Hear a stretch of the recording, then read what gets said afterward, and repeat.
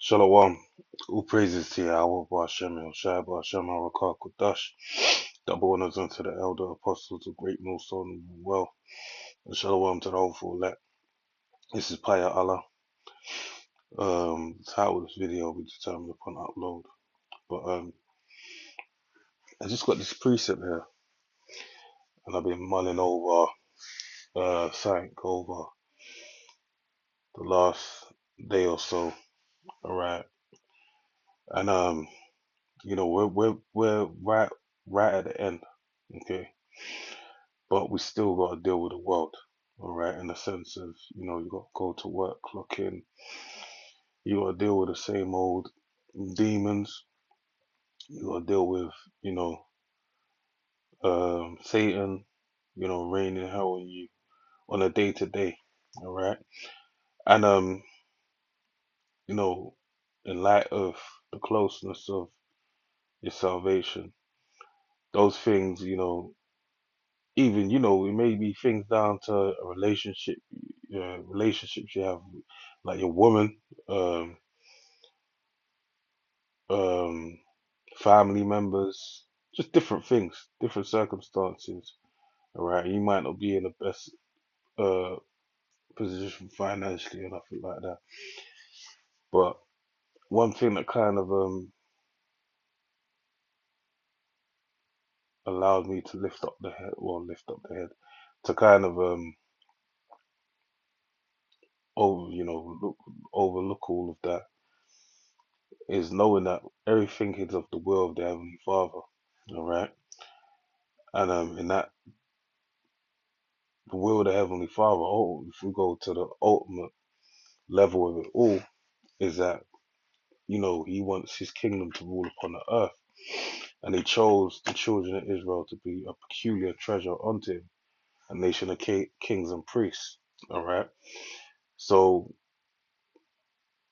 that's one level, but then when you delve a bit deeper, all right, you have, as it tells you in the book of Romans, they are not all Israel that are of Israel. Today there's a remnant according to grace, all right, the elect, 144,000 I spoke of in the book of Revelation 7, all right, and then along within that, oh, sorry, but to a greater level, the elect is the 1/3, all right, that'll be saved out of Israel, and all the righteous Israelites that'll be saved after the fact. So we have something precious in that we know this truth, and the truth being that the Heavenly Father has our best interests at heart, and He wants us to enter into the kingdom. All right. Now that's a surety, that's a comfort unto you. Something to always be mindful and have, the forefront of your mind. Now, um, with that being said, you know, this is the Heavenly Father, the Most High, all right, the power of all, the God of all gods, all right, and we know all the gods of these nations are idols. So with that being said, the Heavenly Father is only the one that gives power unto Baal, gives power unto Satan, gives power unto God and Christ in Christianity, gives power to Allah. All right, all these different idols that are now present within the world and that have been from the beginning. They're, powers that the Heavenly Father, uh, you know, basically has on the left hand side. All right, so we understand the Most High power is in control of everything. So if He empowers these individuals that You know, they might get their little blessing worshipping these things until it goes belly up. How much more so are you gonna deal with us, all right? And we understand the way with wisdom. Tells you in the book of Sirach that it's like a burdensome stone. I forget how it's worded, but like a heavy, like basically put your hands into the bonds of stocks and bonds of truth, and then it will turn into a glorious, chain about thy neck, and diadem upon your head, and the shackles will turn into bracelets. This ultimately will become your honor. All right, your discipline and your works within this faith will be an honor unto you. And we're gonna see it, especially in the time that we're heading into, where this is the time where you have to be like a sentinel.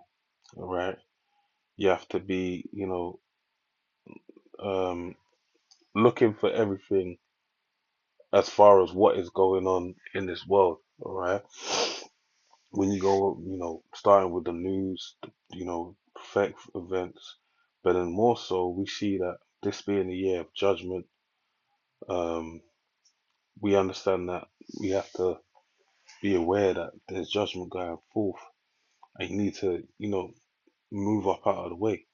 Right? It says the righteous shall scarcely be saved, right? Which we know is going to be by way of the chariots. So what, and even really when you go into the book of Job 5, when it speaks about no evil coming nigh our dwelling, all right, that basically in the famine, the Most High will redeem you. The word redeem means to buy back, all right. So it's like you'll be on the borderline of death, or you may not have ate in a day or two, or you may have only had some rations left. However, the Most High wants it to go, and at that moment when you're on the brink, the Heavenly Father will redeem you and bring you about a blessing.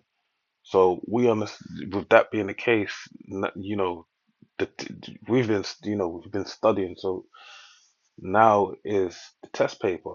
All right, you've gone throughout the whole year. So like in a school format where you're being, um, shown the textbooks. You've been in the classroom. They told you X, Y, Z. It's the same thing within as far as us learning this truth. All right, it's for us to utilize it within a test, the hour of temptation. All right, and all the manifold temptations that are going to lead up into that moment to prepare us for it. So you have to be extremely mindful. All right. So with all that being said, the point is that this is all the will of the Heavenly Father. The Heavenly Father is the one that's in control of it all, and it's best to remain on the correct side of the Heavenly Father. So this is Deuteronomy 32 and 39. It says, "See now that I, even I, am He, and there is no power with me. I kill and I make alive. I wound and I heal. Neither is there any that can deliver out of my hand. For I lift up my hand to heaven and say, I live forever." Right, so let's just go through that again. So it says, "See now that I, even I, am He, and there is no God with me." Right, the Heavenly Father, Yahweh is His name, the Most High, all right, power. There is none beside Him, all right? There is no one, that's why it says, read you out the book of the Lord. Uh, oh, I forget the first part, but it says the book of the Lord and read, all right? And it speaks about none shall, want her mate. All right. This basically, um this word, all right, of the Heavenly Father. That's it. Isaiah 34:16. Seek ye out the book of the Lord and read. None these shall fail, none shall want her mate. All right. For my mouth it have commanded, and his spirit has gone, and his spirit it have gathered them. So basically, the point being is that the Heavenly Father's word, all right, is true. And the reason why it's true is because there's no other power beside it. You can't open no other book and find no truer tales. And prophecy, the testimony of Yahweh Shai, which is the word, is the spirit of prophecy. So these things coming to pass is what prove profoundly that the Heavenly Father is the Most High. I kill, I make alive. Yeah, the Heavenly Father is the one that ordains whether you live or die. Alright, whether you make it through the day, whether you wake up from sleep, whether even you're able to make it back to your bed, that's determined by the will of the Heavenly Father. Alright, and he determines whether a pigeon will, a pigeon will die. Alright, as Yahweh Shai said unto his disciples, neither is there any that can deliver out of my hand. Right, no one can deliver out. There's no power. All right, he's the Most High. For I lift up my hand to heaven and say, I live forever. That's why his name is the Ancient of Days. If I whet my glittering sword and mine hand take hold on judgment, the year we're in, I will render vengeance to mine enemies and will reward them that hate me. So, this is why we need to stay on the right side of the Heavenly Father and be attentive to His word and the will, in line with the will. All right. So, with that being said, um, say all praises to Yahweh, Ba'ashem El Shai, Ba'ashem HaRakah Kodash, and to the next one, say Shalom. Shalom.